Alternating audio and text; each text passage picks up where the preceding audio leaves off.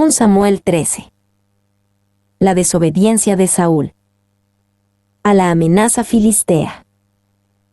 1:1-2. Saúl reúne al primer ejército de Israel. Había ya reinado Saúl 1 año, y cuando hubo reinado 2 años sobre Israel, escogió luego a 3,000 hombres de Israel, de los cuales estaban con Saúl. 2,000 en Micmas y en el monte de Betel, y 1,000 estaban con Jonatán en Gabaa de Benjamín, y envió al resto del pueblo cada uno a sus tiendas. Escogió luego a 3,000 hombres de Israel. Este fue el primer ejército regular de Israel. Anteriormente Israel solo había tenido una milicia que se formaba en tiempos de amenaza nacional. Ahora por primera vez Israel tenía un ejército profesional. 1,000 estaban con Jonatán. Esta es la primera mención del hijo de Saúl, Jonatán. Él llegaría a ser una parte importante y maravillosa de 1 de Samuel. Y este es el primer lugar en el que aparece este valeroso y excelente hombre, un hombre que posee uno de los caracteres más afables de la Biblia. Clarke. 2:3-4. Jonatán inicia un conflicto con los filisteos. Y Jonatán atacó a la guarnición de los filisteos que había en el collado, y lo oyeron los filisteos. E hizo Saúl tocar trompeta por todo el país, diciendo: oigan los hebreos. Y todo Israel oyó que se decía: Saúl ha atacado a la guarnición de los filisteos, y también que Israel se había hecho abominable a los filisteos. Y se juntó el pueblo en pos de Saúl en Gilgal. Y Jonatán atacó a la guarnición de los filisteos. Jonatán era un líder militar excepcional. En repetidas ocasiones demostró habilidad para dirigir ataques exitosos. Sin embargo, este ataque solamente despertó a los filisteos. Israel había disfrutado la paz de un pueblo sometido. Todo estará bien siempre y cuando tomes tu lugar de subyugación. Con este ataque Jonatán declaró: ya no nos someteremos a los filisteos dócilmente. Y esto dice claramente que Israel se había hecho abominable a los filisteos, mientras los israelitas se quedaran en su posición débil y de derrota. Los filisteos los consideraban buenos tipos. Tan pronto como los israelitas mostraron coraje y valor contra los enemigos de Jehová, los filisteos consideraron a los israelitas algo abominable. 2. El mismo principio es cierto espiritualmente en nuestras vidas. No luchamos contra los ejércitos de los filisteos. Nuestros enemigos son principados, potestades, gobernadores de las tinieblas de este siglo, huestes espirituales de maldad en las regiones celestes. Efesios 6:12. Pero nuestros enemigos espirituales tienen la misma actitud que los filisteos. Mientras seamos débiles y estemos sometidos a nuestros enemigos espirituales, no les importamos nada.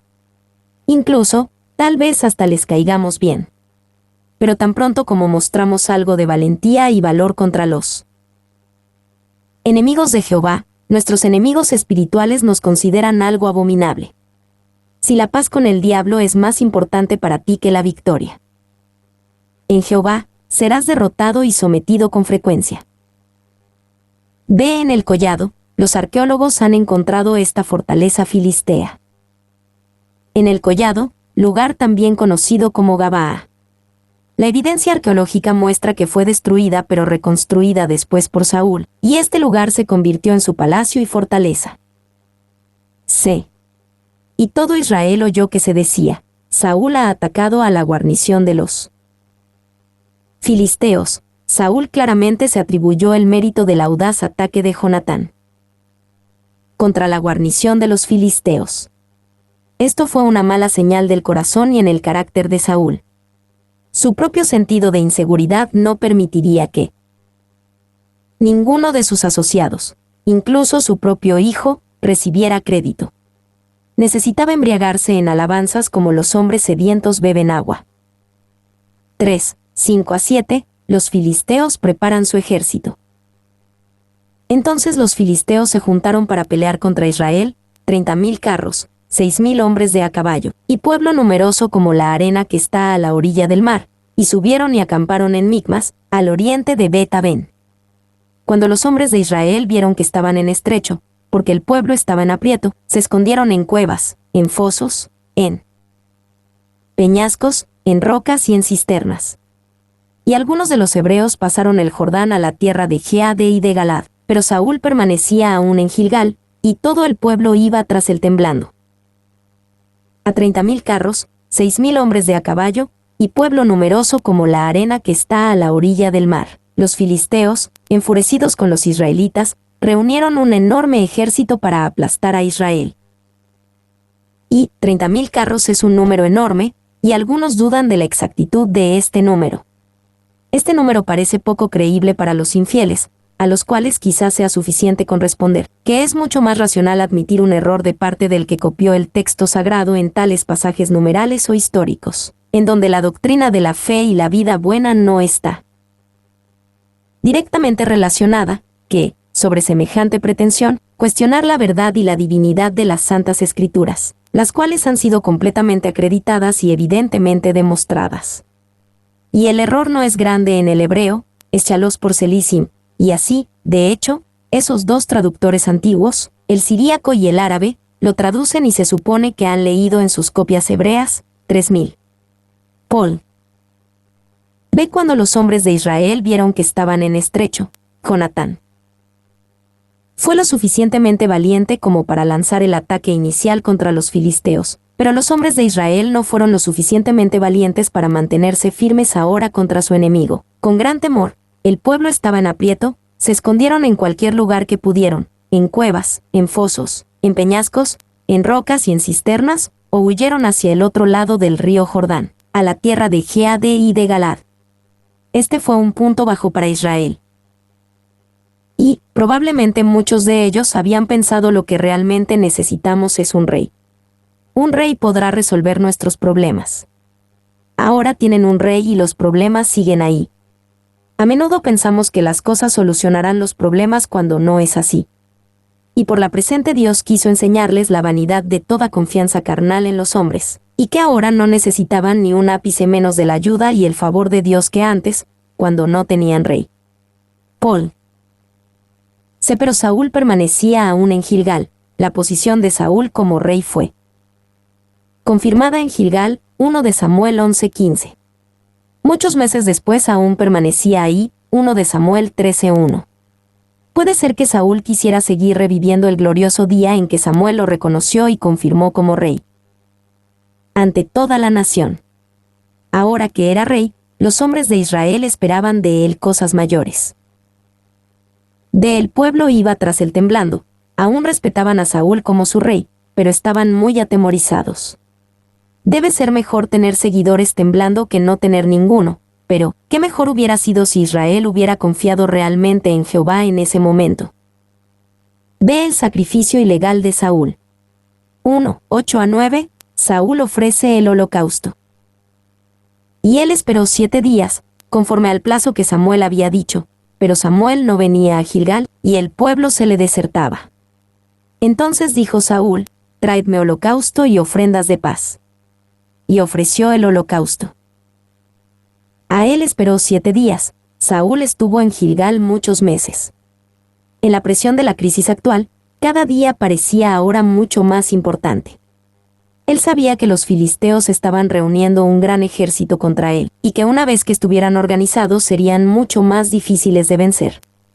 Saúl probablemente sintió que una respuesta rápida les daba la mejor oportunidad de ganar la batalla. Ve conforme al plazo que Samuel había dicho, Samuel le dijo a Saúl que lo esperara en Gilgal.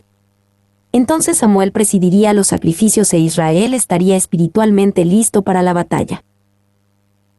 Pero Samuel no venía a Gilgal, y el pueblo se le desertaba. Esto se sumó a la ansiedad de Saúl. Primero, la espera de Samuel era estresante porque sentía que el tiempo era su enemigo. Segundo, el pueblo se le desertaba porque pensaban que no se libraría la batalla y que el plan no estaba funcionando. Y podemos imaginar que en los primeros días de la semana, Saúl expresó sus pensamientos en un discurso motivacional a sus tropas. Hombres, vamos a entrar en batalla contra los filisteos. Ellos tienen más hombres, más carros, más caballos, mejores espadas y lanzas que nosotros. Así que tenemos que confiar en Dios y hacer un ataque rápido antes de que ellos puedan organizarse. Samuel vendrá pronto y nos guiará en sacrificio ante Dios. Entonces saldremos y azotaremos a los filisteos. Pero no sucedió así. Los días avanzaban y Samuel no llegaba. Las tropas estaban perdiendo confianza en Saúl como líder y empezaban a desertar. Saúl sintió que estaba en grandes problemas. Y ofreció el holocausto. Esto fue claramente pecaminoso. Primero, Saúl claramente desobedeció a Samuel. Segundo, Saúl era un rey, no un sacerdote, y solo los sacerdotes podían ofrecer sacrificios. Saúl no tenía ningún derecho a hacer lo que solo un sacerdote podía hacer. Y la historia muestra lo peligroso que es combinar autoridades cívicas y religiosas, y Dios no permitiría que los reyes de Israel fueran sacerdotes ni que los sacerdotes fueran reyes. En 2 de Crónicas 26 el rey Usías intentó realizar la labor de un sacerdote y Dios lo castigó con lepra. 2. Por miedo, por pánico, por no saber qué más hacer, Saúl hizo algo claramente pecaminoso. Si Saúl estuvo antes entre los profetas, estará ahora entre los sacerdotes. ¿Puede haber devoción en la desobediencia?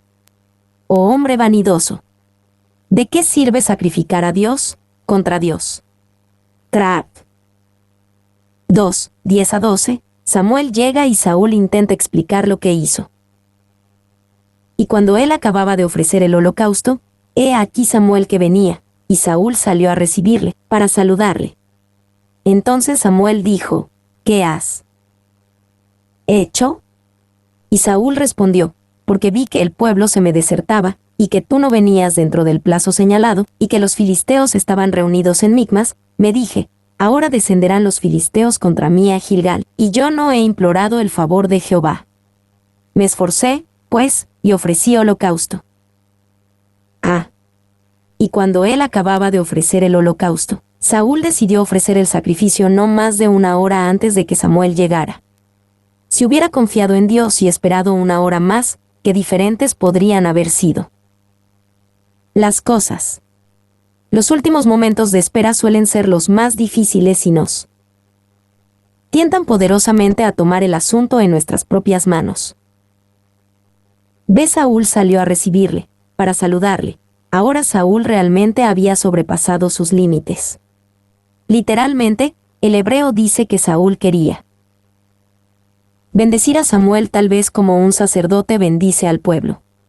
Ahora Saúl realmente se veía a sí mismo como un sacerdote, primero ofreciendo sacrificio y luego dando bendición.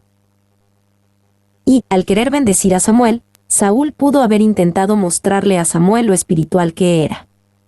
Es como un niño que queda atrapado con la mano en el tarro de galletas y luego le dice a su madre, vamos a orar. Samuel dijo, ¿qué has hecho? Samuel sabía que Saúl había hecho algo malo. Probablemente podía oler el sacrificio en el aire. Pero Samuel no buscaba razones o excusas, porque no había razones ni excusas válidas. Todo lo que Samuel quería escuchar era confesión y arrepentimiento. Y Saúl respondió. La respuesta de Saúl es un clásico ejemplo de crear excusas y desconfiar de Dios. Línea tras línea, Saúl empeoró su pecado con excusas.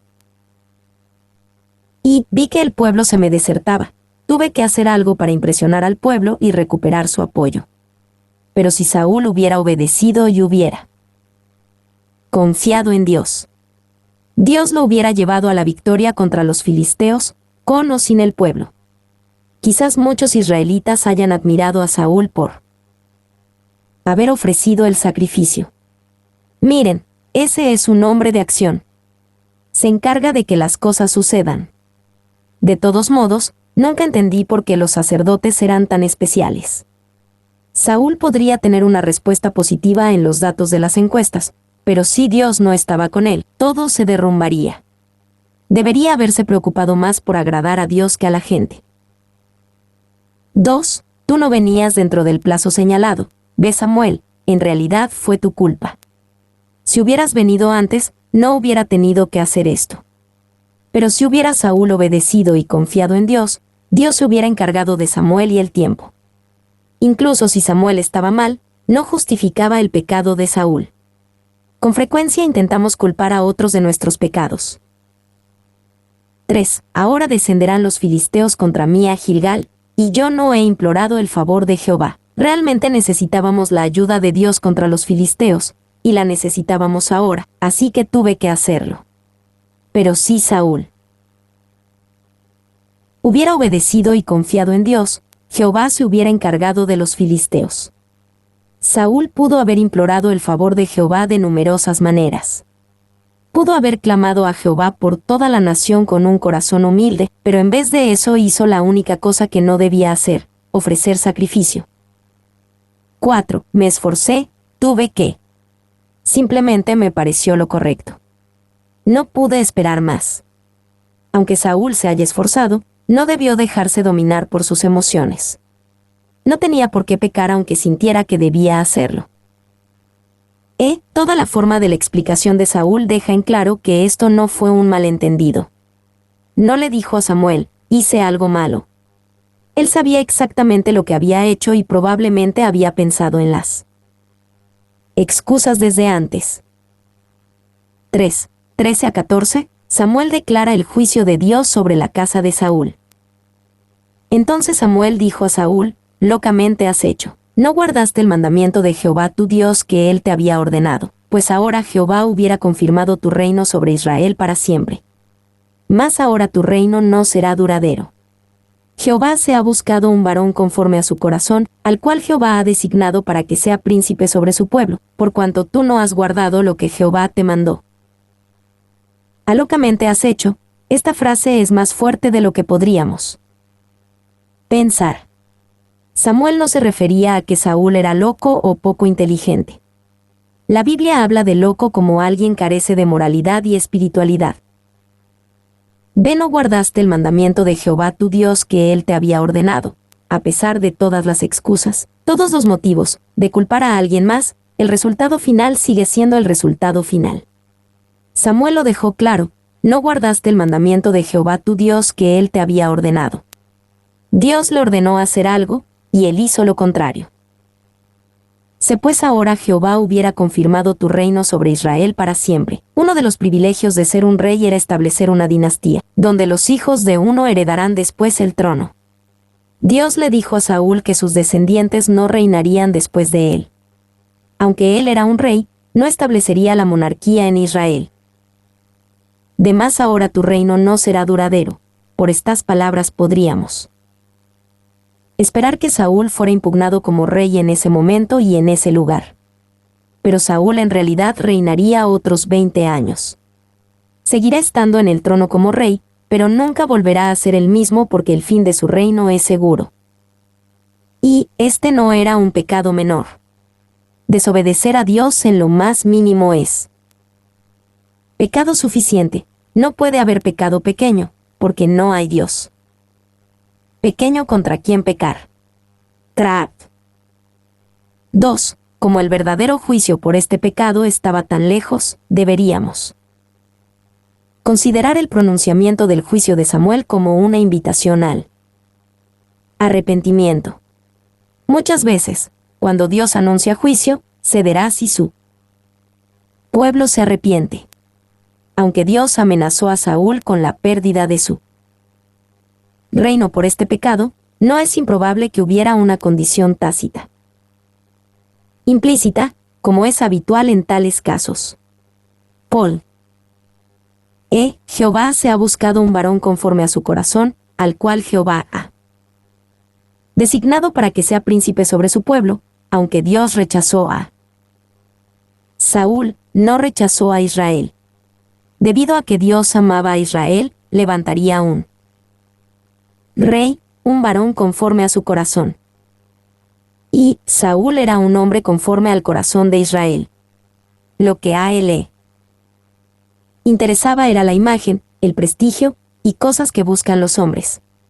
Pero ahora Dios le daría a Israel un hombre conforme a su corazón y levantaría a ese hombre para ser el próximo rey.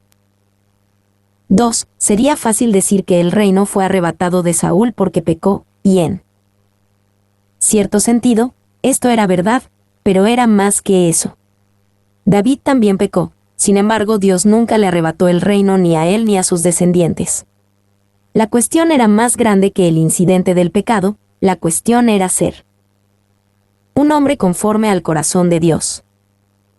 F. Un varón conforme a su corazón. ¿Qué significa esto? Podemos descubrir esto viendo a la persona que no era un varón conforme a su corazón, Saúl, y compararlo con el hombre que sí era un varón conforme a su corazón, David. Y un hombre conforme al corazón de Dios honra a Jehová. Saúl estaba más interesado en su voluntad que en la de Dios. David sabía que la voluntad de Dios era lo más importante. Incluso cuando David no hizo la voluntad de Dios, él sabía que la voluntad de Dios era más importante. Todo pecado es rechazo de Dios, pero David pecó más por debilidad y Saúl más por rechazo a Dios. 2. Un hombre conforme al corazón de Dios corona a Dios como rey. Para Saúl, Saúl era rey. Para David, Jehová Dios fue rey. Tanto David como Saúl sabían que el sacrificio antes de la batalla era importante. Pero David creyó que era importante porque agradaba y honraba a Dios. Saúl pensaba que era importante porque podía ayudarlo a ganar la batalla. Saúl pensaba que Dios lo ayudaría a alcanzar sus objetivos. David pensó que Dios era el objetivo. 3. Un hombre conforme al corazón de Dios tiene un corazón noble y arrepentido. Cuando Saúl fue confrontado con su pecado, él ofreció excusas. Cuando David fue confrontado con su pecado, él lo confesó y se arrepintió. 2 de Samuel 12:13. 4. Un hombre conforme al corazón de Dios ama a otras personas. Saúl guardó cada vez más amargura contra las personas y se encerró más y más en sí mismo, pero David amó a las personas. Cuando David estuvo decaído, siguió amando y sirviendo a los que estaban más decaídos que él. 1 de Samuel 22, 1, 2. Jehová se ha buscado un varón conforme a su corazón. Dios estaba buscando este tipo de hombre y Dios lo encontró en un lugar inesperado. De hecho, en ese momento ni siquiera era un hombre. Dios aún está buscando hombres y mujeres conforme a su corazón. Y, si David tuvo algunos de nuestros pecados, entonces nosotros podemos tener su corazón. Podemos amar y seguir a Dios con el enfoque y la pasión que David tuvo. La amenaza filistea. 1, 15-18, los filisteos comienzan a invadir. Y levantándose Samuel, subió de Gilgal a Gabaa de Benjamín. Y Saúl contó la gente que se hallaba con él, como 600 hombres. Saúl, pues, y Jonatán su hijo, y el pueblo que con ellos se hallaba, se quedaron en Gabaa de Benjamín, pero los filisteos habían acampado en Micmas. Y salieron merodeadores del campamento de los filisteos en 3 escuadrones. Un escuadrón marchaba por el camino de Ofra hacia la tierra de Sual, otro escuadrón marchaba hacia Betorón, y el tercer escuadrón marchaba hacia la región que mira al valle de Seboim, hacia el desierto. Y levantándose Samuel se fue probablemente sabiendo que el anuncio del juicio era una invitación al arrepentimiento, y probablemente sabiendo que Saúl no se arrepentiría. Ve como 600 hombres. Al inicio, Saúl tenía alrededor de 3,000 hombres en su ejército regular. 1 de Samuel 13:2. Ahora se había reducido a 600 porque muchos hombres desertaron mientras Saúl esperaba a Samuel. 1 de Samuel 13:8. La pérdida de muchos hombres fue probablemente la razón por la que Saúl ofreció el sacrificio sin Samuel, y esto mostró un corazón de desconfianza y desobediencia a Dios. Y, según 1 Samuel 13:5, los filisteos ya tenían un ejército enorme, superando fácilmente a los 3.000 hombres de Saúl. Saúl vio cómo sus fuerzas desiguales se reducían a una quinta parte de su tamaño anterior, de 3.000 a 600. Dios permitió que esto pusiera a prueba la fe de Saúl, para ver si éste creía que Dios era lo suficientemente grande como para librarlos de tantos con tan pocos. C. Y salieron merodeadores del campamento de los filisteos. Con tantas tropas, los filisteos podían atacar a su antojo. Era un ejército intrépido y temerario en contra de Saúl e Israel. 2. 19 a 23. La superioridad tecnológica de los filisteos. En toda la tierra de Israel no se hallaba herrero, porque los filisteos habían dicho, para que los hebreos no hagan espada o lanza. Por lo cual todos los de Israel tenían que descender a los filisteos para afilar cada uno la reja de su arado, su azadón, su hacha o su hoz. Y el precio era un pin por las rejas de arado y por los azadones, y la tercera parte de un siclo por afilar las hachas y por componer las aguijadas. Así aconteció que en el día de la batalla no se halló espada ni lanza en mano de ninguno del pueblo que estaba con Saúl y con Jonatán, excepto Saúl y Jonatán su hijo, que las tenían. Y la guarnición de los filisteos avanzó hasta el paso de Micmas. En toda la tierra de Israel no se hallaba herrero. Los filisteos tenían tecnología militar superior y querían mantenerlo así. Como eran un pueblo marinero, los filisteos comerciaban con las culturas tecnológicamente sofisticadas del oeste, especialmente con los griegos. Importaban armas y conocimientos técnicos de esas tierras lejanas. Y, durante décadas, arqueólogos que trabajaron en muchos sitios diferentes han desenterrado artefactos de hierro en cantidad y variedad, desconcertantes que datan del periodo de mayor poder filisteo y han llegado al consenso general de que el metal se introdujo en Canaán por lo menos para armas, herramientas de agricultura y joyería por los filisteos. John Blood. De todos los de Israel tenían que descender a los filisteos para afilar cada uno la reja de su arado. Al cuidar cuidadosamente su tecnología militar, los filisteos mantuvieron a los israelitas bajo dominio. Y podríamos imaginar que los herreros filisteos, a pesar de que le cobraban a cada israelita un pin por afilar sus instrumentos, nunca ponían un filo demasiado fino a nada.